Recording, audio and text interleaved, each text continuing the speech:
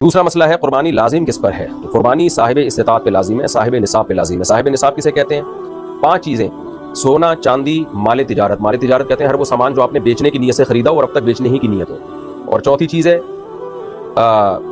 یعنی سونا، چاندی، کیش، مال تجارت، اور 5ویں چیز ہے ضرورت سے زائد سامان۔ ضرورت سے زائد سامان اسے کہتے ہیں جو پورے سال استعمال میں نہ ہو، جیسے کوئی پلاٹ پڑا ہوا ہے آپ کے پاس، نہ کرائے پر ہے نہ آپ اس میں رہ رہے ہیں، تو یہ بھی ضرورت سے زائد ہے۔ کوئی گھر آپ نے بنایا ہوا ہے، نہ کرائے پہ دیا ہوا ہے نہ اس میں آپ رہتے ہیں، تو یہ بھی ضرورت سے زائد ہے۔ کوئی گاڑی آپ کے پاس ہے، پورے سال استعمال ہی نہیں ہوتی وہ بھی ضرورت سے زائد ہے۔ ڈنر سیٹ گھر میں پڑے ہوئے ہیں، شوکیس میں سجا کے رکھے ہیں، پورے سال استعمال ہی نہیں ہوئے، وہ بھی ضرورت سے زائد ہے۔ تو ضرورت سے زائد سامان یا سونا یا چاندی یا کیش اماؤنٹ یا تجارتی مال اگر آپ کے پاس 52.5 تولہ چاندی کے برابر ہے، آج کی تاریخ میں 52.5 تولہ چاندی کی جو بھی قیمت ہے وہ آپ سرچ کر لیں، بلکہ بقرعید کے دن جو بھی 52.5 تولہ چاندی کی قیمت ہوگی وہ آپ سرچ کر لیے گا، تو 1.5-2 لاکھ روپے بنتی ہے میرا خیال ہے۔ تو جس کے پاس اتنا اماؤنٹ موجود ہو، اس اماؤنٹ میں سے وہ قرضے بھی نکالے، مائنس کرے، اور جو ضروری خرچے ہیں جیسے گھر کا راشن آئے گا وہ ضروری ہے، گیس بجلی کا بل یہ ضروری ہے، تو یہ ضروری خرچے مائنس کر کے اگر کسی کے پاس 52.5 تولہ چاندی کے برابر رقم بنتی ہے تو اس پر قربانی لازم ہے۔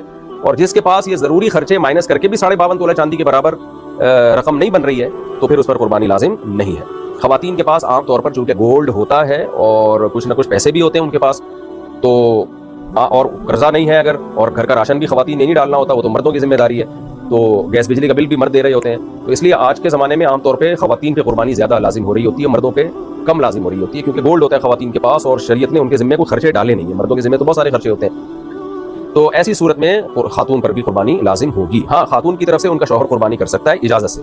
شوہر نے اگر اپنی بیوی کی طرف سے قربانی کر دی، قربانی کرنے کے بعد بتایا کہ میں نے تمہاری طرف سے قربانی کر دی ہے، تو قربانی ادا نہیں ہوگی، پہلے وہ بتائے گا کہ میں آپ کی طرف سے قربانی کر رہا ہوں، وہ اجازت دے دے تو ٹھیک ہے۔ اجازت دینے کے لیے بس خاموش رہنا بھی کافی ہے، زبان سے کہہ دینا بھی کافی ہے، خاموش رہنا بھی کافی ہے۔ شوہر بیگم کو فون کر دے، بیگم تمہاری طرف سے میں قربانی کر رہا ہوں، تو اطلاع دے دے گا تو یہ اطلاع بھی کافی ہے۔ یہ تو ہو گیا جی مختصراً قربانی کے لازم ہونے کا مسئلہ۔